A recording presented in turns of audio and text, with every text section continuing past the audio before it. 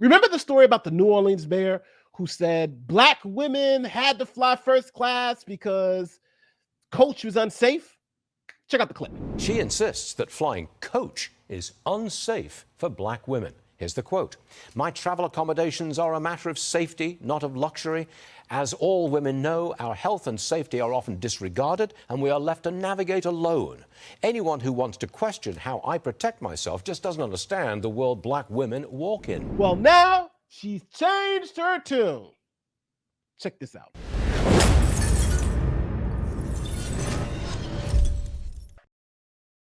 Okay, here's a quick and dirty of the past history of this story. The New Orleans mayor, her name is Cantrell. Now, she was doing business for the city, flying to different locations, trying to sign some deals or whatever. Now, the city's policy says is that if you're flying or traveling on the city's dime, you're supposed to try to get the cheapest airfare possible. And any upgrades to first class, business class, or whatever is on you. So they'll buy your ticket, right? A coach ticket or the cheapest ticket. And then if you want to upgrade it, you can pay the upgrade fee, right? But they'll pay for you to get there. But if you want to take a first class flight, then you got to pay the difference. So this mayor was doing that. She was upgrading her flights to first class. And then some people in the city called her out and was like, well, hold on. You're supposed to be flying coach. If you're flying first class, you got to pay us that money back. She said no. And there was a big thing. And she said, no, she couldn't do it because it was a safety issue, because she was a black woman and black women are essentially not safe in coach. And that's why she had to do first class. And black women would know that this was not only important, but it was a safety issue for her as a black woman. So now she's changed her tune. So let's see what she says. New Orleans mayor now says she will pay back the $30K for first class flights. Embattled, New Orleans mayor LaToya Cantrell said Thursday she'll pay the city back for nearly $30,000 worth of first class plane tickets to Europe, a sudden U-turn that came after a city council member threatened to take action to claw the cash back. The Democrat had previously resisted paying the money back, saying the luxury flights and upgrades on trips to Switzerland and France were for legitimate business purposes, boosting economic development for the city. But the city's attorney and Cantrell's own chief administrative officer have recently said the cost must be reimbursed. And the city council president, Helena Moreno, said last month the council has the power to slash the mayor's salary next year if she does not pay for the upgrades. So the city council wasn't playing. They were like, yo, you're going to pay us back that money either way, right? Either we're going to take it back out of your salary or you're going to pay it back. But either way, we getting our money back. Cantrell at a Tuesday groundbreaking for a YWCA. Now, it's interesting. YWCA and YMCA. YMCA is Young Men's Christian Association. YWCA is Young Women's Christian Association. So a lot of people probably don't know the YWCA even exists because they're so familiar with the YMCA and the song YMCA. But, I went on a wild tangent there. But did not give a timeline for paying back the money, telling a reporter, I'm not doing that. I don't need to do that. She insisted that the travel upgrades were business expenses that were necessary for her health and well-being, noting the COVID-19 pandemic. She has also cited safety concerns. Based on a policy review, however, I will have to reimburse, she conceded. So I am moving forward to do that. As it relates to the thorough review of our policy by the CAO and the law department and keeping it much on that policy, not embedding anything relative to the emergency declaration, I am, in fact, deemed an employee of the city of New Orleans. Her about face came after the city attorney ruled that Cantrell is considered a city employee. And now, for those of you who don't know, that was like the big issue before. She was saying that she's not a city employee, but then all the paperwork she was signing said that she was a city employee. So we're like, well, hold on. All the paperwork says you're a city employee, but now you're saying you're not a city employee. Now, the reason why that distinction was notable is because the policy specifically said these were for city employees. And the mayor was saying, well, even though I'm paid by the city, even though I work for the city, I'm technically not a city employee. But it seems like the city's lawyers and the city attorney has come and said, no, you are a city employee. The article goes on to say, and as such, must follow the policy that requires all city employees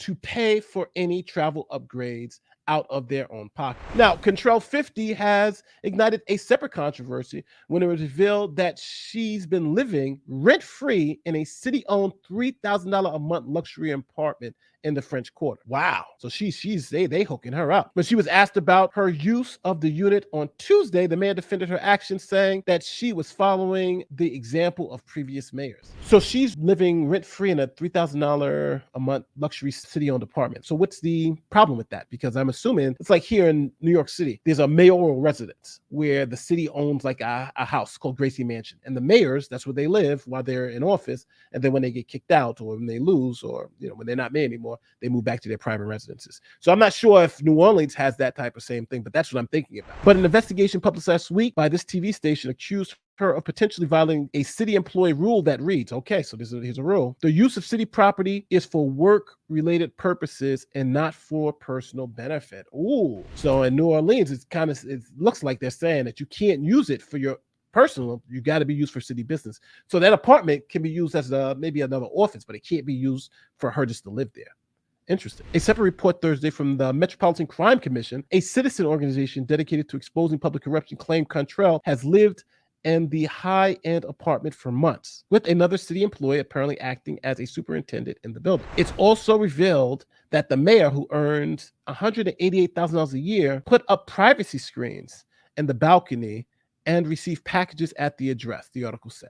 Wow. So this mayor seems to be taking advantage. She was taking advantage of upgrading all her flights. She's living in a city-owned apartment for free, even though the policy says you can't do that. So this mayor seems to be living it up, right? And if you think about it, rent is really a huge part of your income, right? People, $3,000 a month rent, that's $36,000 a year that she doesn't have to pay, right? So that's like extra money in her pocket. So it's interesting to see, this woman is just taking more and more and more from the poor people of New Orleans. But what do you guys think about this story?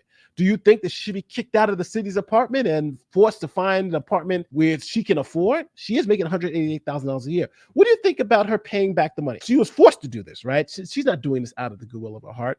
And now, she's gotten caught out there for it. But I think at the end of the day, the people of New Orleans, they should be served better by their mayor and the people who they vote for. And it's interesting because she could have avoided all this at the beginning. When they said, hey, you overpaid for $30,000, the excuses and trying not to pay it back, I think she just got too greedy. She should have realized, hey, I'm living rent-free in the city's apartment. I'm doing this. Let me just pay back the $30,000. The $30,000 would have just been the rent for the apartment that you're staying in rent-free, right? It's like she didn't see all the other benefits she was getting and wants to die on this one little hill, and now everything is falling apart. But what do you think?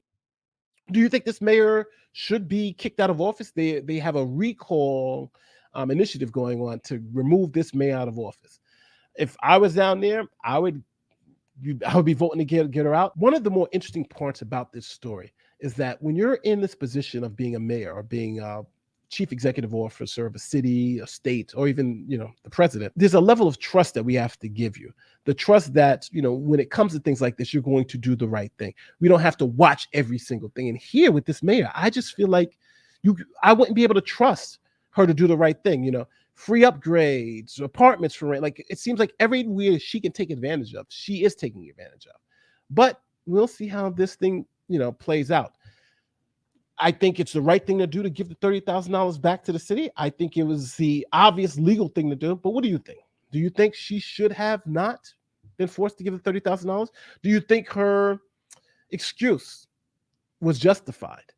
Or do you think this is just another hit piece against a Democratic mayor of New Orleans? Let me know what you feel in the comment section. My name is Nate the Lawyer, and I'll see you next time. Peace.